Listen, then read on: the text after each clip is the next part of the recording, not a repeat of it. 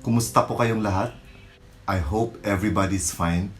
Masyadong naging matunog na balita yung tungkol sa pagpapasara ng NTC sa ABS-CBN. In fact, parang natabunan yung mga issues tulad ng pandemic, ng ayuda, ng PhilHealth ng mga OFWs, at iba pang issues. Ang content ng mga social media ngayon halos na nakikita ko ay puro na lang tungkol sa ABS-CBN. Well, hindi natin ma-blame yung mga tao dahil alam naman natin na napakalaking issue rin itong nangyari sa ABS-CBN. It's actually a legal battle, sabi nga nila, between NTC and ABS-CBN. Pero ang nangyayari ngayon, parang napapansin ko na it's a battle between netizens and yung mga artista ng ABS-CBN. Parang medyo nawala sa totoong issue, di ba? Instead na kasi yung ABS-CBN owners and management ang bibirahin, napunta ngayon ito sa mga artista ng ABS-CBN. Well, kasi marami ring mga statements yung mga artista ng ABS-CBN na hindi nagustuhan ng mga tao. Kasi sabi nga ng iba, parang pinoproject nila na masyado silang concern doon sa mga maliliit na tao ng ABS-CBN na nawala ng trabaho. Parang hindi naniniwala dito ang mga tao. Ang lumalabas kasi parang they are trying to save themselves at the expense ng mga maliliit na tao, na mga trabahante ng ABS-CBN na nadamay rin sa pagsara ng ABS-CBN. Well, itong mga artista, hindi mo rin ma-blame kasi syempre malaking kawalan sa kanila nung magsara ang ABS-CBN. Malaking kita talaga yung nawala sa kanila. Kaya hindi mo rin masisi na magagalit sila. Pero kahit anong bangayan pa ang mangyayari between sa mga netizens at sa mga artista, wala pa rin yung impact kasi ang away kasi talaga is legal matters between NTC and ABS-CBN. Dito sa video na ito, mapapanood natin yung interview ni Jobert Socaldito, isang dating radio anchor ng DZMM na pagmamay-ari ng ABS-CBN. In-interview siya ng DZAR and dito ay naglabas siya ng kanyang opinion tungkol dito sa issue ng pagpapasara ng NTC at ng ABS-CBN. Si Jobert Socaldito ay actually tinanggal ng ABS-CBN I think early January dahil nagkaroon siya ng issue tungkol dun sa breakup ni Nadine Lustre at ni James Reid. So just continue watching and alamin natin ano yung saloobin ni Jobert Socaldito. Sa mga hindi pa nag-subscribe sa channel ko, please don't forget to subscribe to my channel. Tap nyo na rin yung notification bell para anytime na meron akong bagong upload ay manonotify kayo.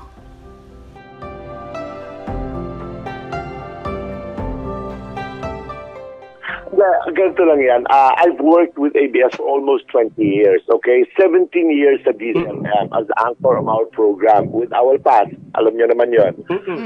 Oo. Alam nyo, ako naman, syempre, sabi ko nga, I'm also for the no to shutdown. Kasi naging tahanan ko yan eh. Hindi ako pwede magtraidor, nasasaktan din ako. But you know, ilagay natin sa tamang perspective, okay? Isinara for some reasons. Legal, mga documents, whatever it is, no, kanila yon. It's a legal battle between NTC and ABS-CBN. Ang hindi ko lang kasi, naiirita lang ako as I read the posts of many, yung even mga taga-ABS mismo, na para bang ginagamit na kasi nilang human shields. Itong more than 11,000 employees, di umano na kumbaga hindi na kayo naawa, paano ng buhay ng mga ito, paano ng mga pamilya ng mga ito. Na, kung when you read between the lines naman, may point naman, pero tigilan na yung panggagamit sa mga tao ito as human shields. Because unang-una, kayo rin naman wala rin naman kayo puso eh. Diba? Yes. Kasi unang-una, I can say that on a personal level. Okay, sabihin na lang, sabihin na lang may axe to grind ako. Ako nga, tinanggal niyo ako, wala akong kasalanan eh. Alam mo yun? Nag-iinitan niyo ako. Okay, may mga commentaries tayo sa showbiz. Kami kasi showbiz ang aming beat eh. May commentaries kami, minsan babaklaan, mga language namin iba, tapos you take that seriously porque kinalampag kayo ng netizens, nataranta kayo. Pinag-apologize ako January 7 ng umaga. So they posted my apologies 4 o'clock ng hapon sa DZMM. May tungkol kay Nadine Lustre. Yung sinasabi ni Jobert Socaldito ay tungkol sa breakup ni Nadine tsaka ni James. And parang nag-comment yata si Jobert doon na yung linya niya na sana tumalon ka na lang sa building, Nadine. So, yun yung parang naging issue na ikinasama ng loob ni Nadine Lustre. And alam naman natin si Nadine Lustre is one of the big stars of ABS-CBN. Tapos, para lang daw matigil na lang itong mga netizens na ito. Tapos hindi na ako pinapasok sa work after 17 years. Tapos, January 10, pinatawag ako for a meeting. Akala ko everything was okay. Tapos, ang ending pala, pinapipilman nyo lang ako ng aking indefinite suspension without pay. So, hindi nyo pala alam? Wala akong kamalay-malay. Ganon sila maglaro. Ganon sila maglaro. Then you're telling us na maawa kayo sa mga tao, sa mga buhay nila. Hindi nyo naisip ang pamilya ko. Hindi nyo naisip kung kakain ba kami. Tinanggal nyo ako ng ganun-ganun lang at nakaspecify in bold letters with no pay. Diba? Yung ba ang may puso? Tell me now, straight to my face, if you are a boss of ABS-CBN, ano itong pinagsasabi ninyo? This is not true. Hindi ito galing sa puso. Ginagamit yun rin ang mga tao sa loob para to protect you. Para isigaw sa mundo na, uy, maawa kayo sa 11,000 employees. Hindi nyo nga naalala ba ninyo? Nakalimutan na ninyo kung paano nyo tinanggal ang mga more than 100 cameramen. Way back in 2010 ba yun? Nung yung iba ay pinakain nyo pa sa 5-star hotels ng masarap na pagkain. Pagkatapos, sasabihin sa kanilang tanggal na kayo. That's very painful. Diba? Yung pa ang tamang paraan para to advise your people that you're no longer connected with our company. Pakakainin nyo na masarap para kang i-steel electric ka. Papipiliin ka ng gusto mong pagkain. Yung pala after that, goodbye ka na. Tama rin naman si Jobert doon. Although, alam naman natin, tanggap natin na marami talagang naapektuhan din na maliliit na trabahante ng ABS-CBN na nawalan ng trabaho. And I sympathize with them. Pero sa kinukwento nga ni Jobert Sukal dito, tama rin yun na hindi dapat gamitin ng ABS-CBN itong mga maliliit na tao para makahingi ng simpatya, diba, sa mga netizens. They have to face the music. Kung ano yung nilabag nila, ayusin nila. Tama yung sabi ni Jobert na huwag nilang gamitin as human shields itong mga trabahante nila. Agree ako doon kasi kumbaga parang kinukwento ni Jobert na marami na palang mga labor disputes dati pa sa loob ng ABS-CBN na hindi natin alam. So parang napaplastikan si Jobert na gagamitin mo yung mga maliliit na tao para maawa sa istasyon ninyo yung mga netizens, and to think na noon pa pala hindi na kayo naging patas sa mga trabahante ninyo. That's very Alam mo Jobert, no? Siyempre tayo naman sa marami tayong mga kaibigan. May mga kaibigan din tayo dyan katrabaho sa ABS-CBN. Siyempre, kumbaga yung sinasabi nga na pag nawalan ka ng trabaho, siyempre, kung kahit pa paano talagang malaki ang epekto niyan sa pamilya mo, lalo na kung ikaw yung breadwinner, di ba? Ngayon, kaya imagine mo na lang, imagine mo na lang, mabuti na lang ako makakadiskarte ako what more ito mga tao na okay, mawawala nga ng trabaho. Pero sino may kasalanan nito, Bing? Sino may kasalanan? Pinalalabas sila. Ang pinaka-ayoko lang sa lahat, masyado sila nagmamalinis, okay? Ako, I am no for shutdown. Ayoko kasi marami masasaktan dahil marami akong kaibigan sa loob na mababait. Marami mga inosenteng nadadamay. Pero bakit pinabayaan ninyo? Yung pinalalabas ninyo na walang kasalanan ng ABS-CBN, imposible yun. That's very stupid. Diba? Paano kung wala kang kasalanan, gagalawin ka? Una pa lang Ako alam niyo naman ako, hindi ako maka-Duterte. I say my piece, I say my heart, I speak my mind. Pero, bakit hindi nilabas yung Adi Duterte? Tinanggap niyang pera. O hindi ba kasalanan yon? Sasabihin niyo na wala kayong kasalanan? O sabihin niyo na personal kayo, pinulitika kayo. Bakit? Hindi kayo namumulitika sa loob? Huwag tayo magbalinis. Lahat tayo, may kanya-kanya tayong skeletons in our closets. Okay?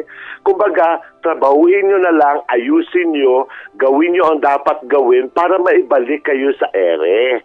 Huwag nyo nang gamitin yung mga tao kasi mga hindi naman sila kasali dyan. Kayo mga boss ang may problema dyan. marami na pong nakasampang kaso sa Supreme Court, sa DOLE, sa mga courts dito, even yung mga utilities namin, mga execom namin dyan, yung mga nagtitimpla na kapinaglilis, mga janitors, nag-file na ng mga complaints because, kasi sila mga galing sa agency. Yung, alam mo yon, ako, nasasaktan ako para sa lahat. Pero, teka lang, huwag nyo naman palabasin na para bang wala kayong kasalanan. Tigilan nyo ako. May kasalanan kayo nga kayo na nawala eh. Dinadaan nyo pa sa mga pagkikitil sa karapatang pamamahayag. Huy, tigilan nyo yung mga gilang statement. May GMA, may Sunshine Radio, may TV5, may DZRH. Hindi kinitilang karapatan ng lahat ng mamamahayag. This is not the oppression of press freedom. Kayo lang naman ang may problema. Yung punto dito ni Jobert Sukal dito is harapin nyo kung ano yung kaso ninyo. Huwag nyo nang gamitin yung maliliit na tao na trabahante ninyo para makahingi ng simpatya. Huwag nyo nang gamitin yung about press freedom na sabi nga nila ay curtailment or parang naputulan ng press freedom. So, huwag nang gamitin yon. Kasi nga tama rin naman siya. Kung wala ng press freedom sa Pilipinas, edi sana wala ng GMA7, wala na yung mga ibang radio stations, wala na yung TV5. Tama rin dun si Jobert Sukal dito. Ang sinasabi dito ni Jobert Sukal dito, harapin ninyo kung ano yung mga violations na sinasabi ng NTC. Kasi yung about press freedom, yung about sa mga manggagawa na nawala ng trabaho sa ABS-CBN, hindi yun sakop ng violations. Kasi iba yun hiwalay yun. Kumbaga meron silang mga hindi ginawa o hindi sinunod sa batas, kaya sila napasara. Ayusin yung problema nyo, huwag nyo generalize. Diba? Kasi nakaka-alarm kasi You are sending the wrong signal. Kumbaga para bang nag-i-elicit kayo ng subversion sa tao para magalit ang mga tao sa gobyerno May mga pagkukulang gobyerno natin, bakit ba? Di ba? Hindi naman tayo mga bulag Pero huwag yung daanin sa ganun kasi naku kayo rin, baka lalo kayong pag-initan. Baka lalo kayo, di ba? Kayo rin, you know naman how they play their game now. Tumigil kayo. Correct. Nako, Jobert, kasi Jobert, isa doon sa mga post mo kasi meron kang isinulat doon na sinasabi mo, let's not tolerate kahayupan on earth, Jobert. Ano ito? Anong ibig mo sabihin dito, Jobert? There's so much monopoly inside. Okay? Hindi lang nagsasalta ang maraming artista. Yung mga artista lang nila ang siyempre nagpo-protest ka because napapakinabangan sila. Sabi ko sa inyo, iba maglaro sa loob ng mga tao. Magkakakonsyaba mga yan. Okay? Subukan mong huwag sundin ang gusto ni Deo Indrinal. Subukan mong sumalungat sa gusto ni Cory Vidane. At saka ni Johnny Manahan, subukan mong kantiin ang mga artista nila kahit mali pa. Kahit mali na sila. Tanggal ka. Kapag artista ka at nakalaban mo, hindi nagustuhan ng amoy mo ng kapwa-artista ng ABS-CBN, gagawan ka ng issue, tanggal ka, hindi ka na makakabalik. Mga tuwirang ka, wala ka. Maraming artista walang trabaho. Ang probinsyano, nagbalik na ibang mga artista dahil gusto na ni Coco magpabango. Bakit? Kasi syempre, nakuha na-achieve na niya lahat ng gusto niya. Syempre, this time, it's payback time kuno. Di ba? Bait-baitan. Di ba? Maraming artista hindi lang magkapagsalita. Totoo yan. At sino-sino lang mga lumalabas. Alam mo, Jobert, ABS-CBN. Sino-sino lang ba, Ping? Sino-sino ba lumalabas sa mga artista sa ABS-CBN? Oo nga. Sila rin. So sila rin ang mga judge sa mga showtime, sa mga mga talent show. Sila rin. Hindi makapenetrate yung iba kahit may talent ka pa sa ASAP. Diyos ko, kahit wala mga talent, ngawaan, sakit sa tenga. Di ba? Kaya ang baba na ng ratings ilagay natin sa tama. This is not work. So this one is coming from the previous insider talaga ng ABS-CBN, no? Si Jobert Sukal dito. So malamang meron talagang credibility yung mga sinasabi niya. And ganun pala talaga sa loob ng ABS-CBN. He spilled the beans. Grabe din pala yung politika sa loob talaga, no? And kung titingnan natin, para ang saya-saya ng mga taga-ABS-CBN. Pero deep inside pala, meron para silang mga power play na nangyayari doon. Nako, Jobert, kasi dito may mga nagre-react kasi ang sinasabi nga nila na yung mga palabas daw sa ABS-CBN, yung mga teleserye, kadalasan daw yung tema ng teleserye ay tungkol sa mga kabit. Alam mo yung kumbaga umiikot ang storya sa lahat ng halos ng mga teleserye ay may mga tema o may mga mga sequence na tungkol sa mga kabit. So ang sinasabi nila, ito ba ay naglalarawan sa industriya ng network na maraming kabit-kabit? Well, mahirap mag-conclude, pero malay mo, baka marami nga sa loob, di natin alam, di ba? At saka, they've mastered already the teleserye, di ba? The teleserye is the master ng ABS. So, napansin nyo naman, pag teleserye, number 1 ng ABS. Alam mo, sabi ko nga sa'yo, mahal kong istasyon na yan. Diyos ko, nagtrabaho ako dyan. At I owe them gratitude, di ba? For whatever little name that I have now. Ay, syempre, bunga din yan ng pagsisikap natin at pagtrabaho natin sa loob. Pero ilagay nyo sa tama. Di ba? Huwag nyo akong daanin sa politika ninyo. Because hindi ako nangingialam. Kailan ba ako bing nagsalita? Di ba? Correct. Oo, tama. Nako, Jobert, ganito. Bago tayo mabusan ng oras, kasi Jobert, ang dami ngayong nagbabash sa social media doon sa video na lumabas, kaugnay doon sa video ni Cardo Dalisay. Na kumbaga sinasabi niya yung mga nagbabash na kay Cato ay mga taong gutom sa panahon ng pandemic. Ano ang reaction mo dito? Diyos ko, alam mo Bing, si Cardo Dalisay at sila Vice Ganda, kahit 3 taon yan hindi lumabas ng bahay, araw-araw pwedeng kumain ng steak yan. Maraming pera yan. Kumbaga, huwag kayong padadala sa mga... Naintindihan ko may galit sila because syempre, mawawalan sila ng additional na income, di ba? Pera nila. Gagamitin na naman nila sentimento ng taong bayan kasi kinalabon yung mga Pilipino, hoy, huwag naman ganon.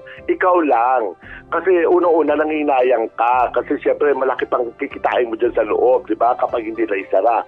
Ang sa akin lang, naintindihan ko naman gusto ko sana intindi si Cardo, kailang hindi niya kasi ma-verbalize eh. Kasi syempre, hindi naman niya nakaka-capture ang kulang sa emosyon, kulang sa acting. Alam mo yan?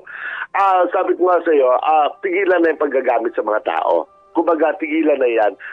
Hindi maganda ang pag-direct niya sa sarili niya doon sa kanyang video na lumabas. Kumbaga, hindi klaro ang mensahe niya kasi masyadong subjective eh. Kulo-kunog din damay ng taong bayan, ganyan-ganyan. Pero ang totoo niyan, Diyos ko naman, ang hinayang lang sila kasi malaking kikitain nila. Nasaan sila dati? Hindi naman sila nagsasalta noon Kung kailan nagsara, tsaka sila nagsalita Too late na hero ka, darling. Ang sabihin niya dapat, usap-usap sila sa loob. Tulungan nila ang kumpanya nila mag-usap kung ano ang dapat gawin para may balik sa ere. Huwag na yung ngawa sa labas kasi hindi ito makatulong. Pag-iinitan lang tayo. Patay kayo dyan. Alam mo na. Diba? Totoo yung sinasabi ni Jobert. Ako naintindihan ko yun kasi kung halimbawa ako, mawawalan ako bigla ng trabaho, magagalit din talaga ako. Kaya itong mga artista, galit din. Kasi halimbawa sa akin, meron akong mga part ng halimbawa ng lifestyle ko is i-Starbucks lagi or kumakain lagi sa labas. Tas pag day off, halimbawa, nagbabar ako, mga ganon. Pag nawalan ka ng trabaho, mawawala lahat yun. Diba? So, yun yung isa sa mga kawalan sa akin pag nawalan ako ng trabaho. So, malamang, dito sa mga artista, ganon din. Nung bigla silang nawalan ng trabaho, marami silang mga dating part ng lifestyle nila na siyempre artista, di ba? Talagang mga high-end yan, yung mga gimmick-gimmick nila o kung ano-ano mang binibili nila pag, di ba, para sa sarili nila. Alam natin, mga mamahalin lahat yan. Ngayon nawalan sila bigla ng trabaho, doon sila nagalit. Yun ang kinagagalit actually nila. Kasi mawawala ang mga yun. Kasi wala nga silang kita ngayon eh. So, kung ilagay ko yung sarili ko sa kanila, halimbawa ako ordinary employee at bigla ako nawala ng trabaho, magagalit din talaga ako. So yung part na yun, naintindihan ko kung bakit galit sila. Pero tama rin si Jobert Sucal dito, na magalit ka, oo, magagalit ka, pero huwag kang manggamit ng ibang tao para kumuha ng simpatya sa mga mamamayan. So, ako, Jobert, diba, siyempre, kilala ng tao Jobert, kilala ng tao si Jobert Sucal dito na napakatapang, walang inuurungan, kumbaga ay kung ano yung nasa sa loob niya, nasa isip niya, sa puso niya, yun ang sinasabi niya. Okay, ngayon sa mga ito, sa mga lumalabas na ito na yung sumasalungat ka doon sa mga kumakampi sa network, yung naglalabas ng kanilang sama ng loob doon sa pagpapasara sa kanilang network, anong inaasahan mo? Ikaw ba ay umaasa pa na makakabalik ka pa sa ABS-CBN? Ako hindi na. Ako, kung hindi niyo kukunin, fine. Kasi wala akong galit sa estasyon eh. May galit ako sa ibang tao sa loob. Okay? The power trip is there. Okay? Wala akong pakialam sa inyo. Unang-una, nabuhay ako sa mundong ito without you. Para-pareho lang naman tayo yan eh. Same way, vice versa. Ang sa akin na naman dito, hindi ko inaalis sa mga tao sa loob na masaktan. Natural lang yan eh. Hindi ko inaalis na protektan yung estasyon. Pero alamin nyo rin, ang totoo, kung bakit nagkakaganito. Huwag tayong magbulag-bulagan. Tinotolerate nila eh. Kasi takot din sila magsalita eh. Kasi subukan mo magsalita against sa ABS-CBN kapag nandun ka sa loob. Tanggal ka. Tanggal ka. Hindi pwede yung walang demokrasya sa loob, darling. No. Hindi totoo. Di ba yung mga tao sa labas, ang sarap mo trabaho sa ABS. So, kasi number one, di ba? Yun sasabi nga nila. You just don't know how scary it is inside. You think it's heaven. No. It's scary inside. Darling, parang ano yan eh. Para kang laging Halloween. Para kang laging takot. Diba? Kaya sana ayusin na lang nila ang mga kailangan para maibalik. Kasi syempre yung mga taong inosente, nadamay. Yung mga nagtatrabaho na maayos, naapektuhan. Yun ang mga kawawa. Mga ito Diyos ko, minimum lang naman ng mga sweldo ng mga yan eh. Diyos ko, milyon-milyon kinikita ng mga bosses dyan. Nasa sideline pa. Nakakaloka. Ay, naku, mahirap lang magsalita. Yan, sasabi ko. Tulungan nila maibalik ang istasyon. Huwag na silang ngawa ng ngawa. Think intelligently. Ayusin nyo to. Ito mga bosses naman, pakiusap ka na, stop using these people as your human shields. Kumbaga, alam niyo ang pagkukulang ninyo, gawin ninyo para may balik sa ere ang istasyon para mga trabaho. Balik sa trabaho, di ba? Para kumita ulit. Huwag natin, just ko may COVID pa sa mga tao naman dyan, sa mga kababayan natin, kung hindi rin lang kayo kasali dyan sa issue na yan. Ako pakiusap ko lang Ako, just this is a suggestion. Sa mga tao na hindi naman kasali sa 11,000 employees sa ABS-CBN, huwag kayong tira ng tira. Sa unang-una, hindi na makapektado dyan. Nanonood lang kayo ng show nila. Ayusin yung mga buhay nyo, may COVID. Isipin nyo kung anong kakainin natin mamayang gabi. Isipin nyo kung anong may papakain sa mga anak nyo. Huwag kayong sumali sa problema ng ABS. Mayaman ng mga Lopez. Darling, huwag kayong masyadong apektado. Alisipin nyo kung paano, anong gagawin ninyo after the lockdown. Kung paano ba tayo mabubuhay. Matagal pa to. Yun ang ayusin nyo. Sir, tanong ko lang kasi sinasabing 11,000 nga yung empleyado ng ABS-CBN pero meron ding nagsasabi na hindi totoong 11,000. Gano'n nga ba yung katotoo? Darling, I don't know about figures eh. Hindi ko kasi alam, hindi ko naman mapangimasukan yan kasi I don't know the figures. Hindi ko alam ang statistics sa loob. Pero 4,000, 100 o 11 million, whatever, parehas lang yan eh.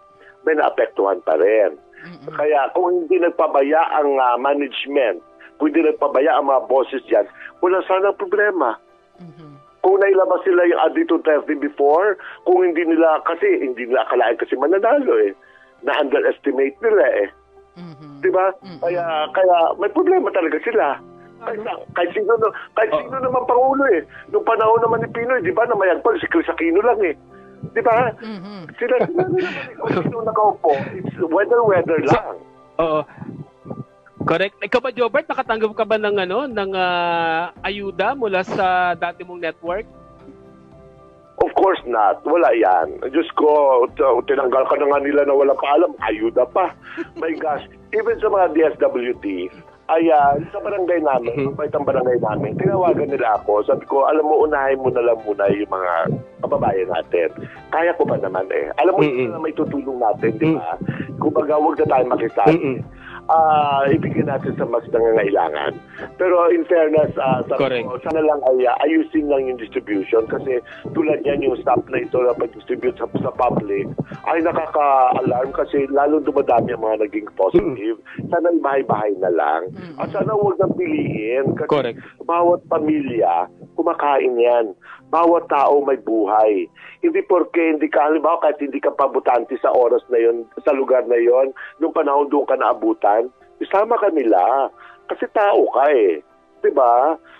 Pilipino ka eh. Wala sanang pinipili. Yun ang aking dasal. Sana walang pinipili, lahat mabigyan. Kahit maliit lang, basta lahat mabigyan. Okay din yung opinion ni Jobert Sukal dito.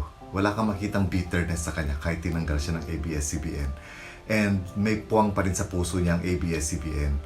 Although yung inilabas niya dito sa interview, kumbaga has nothing to do with the legal matters between NTC and ABS-CBN. Ang sinasabi niya dito is yung kalakaran sa loob ng ABS-CBN between the management at saka sa mga artista doon sa loob. Maririnig natin sa kwento niya kung gaano talaga pala ang power play sa loob ng ABS-CBN.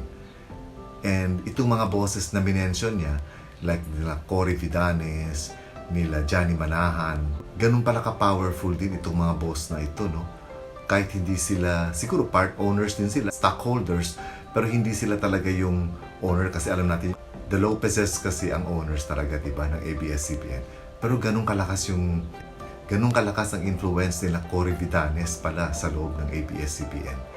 Natawa rin ako doon sa sinabi ni Jobert kasi talaga totoo yung sinasabi niya na yung ibang tao kasi parang nagiging buhay na nila sa social media itong ABS-CBN issue. Tama yung sinasabi ni Jobert na kung hindi man lang din tayo part nung nawala ng trabaho sa pagsara ng ABS-CBN, huwag na masyado nating gugulan ng atensyon, i-bash yung mga artista, di ba? Parang mas importante nga tama na isipin natin yung pandemic, di ba? Kasi dito apektado talaga tayo ng pandemic. Yung pagsara ng ABS-CBN, wala namang nawala sa atin, di ba? Nawalan ka ba ng kita? Hindi naman. Di ba?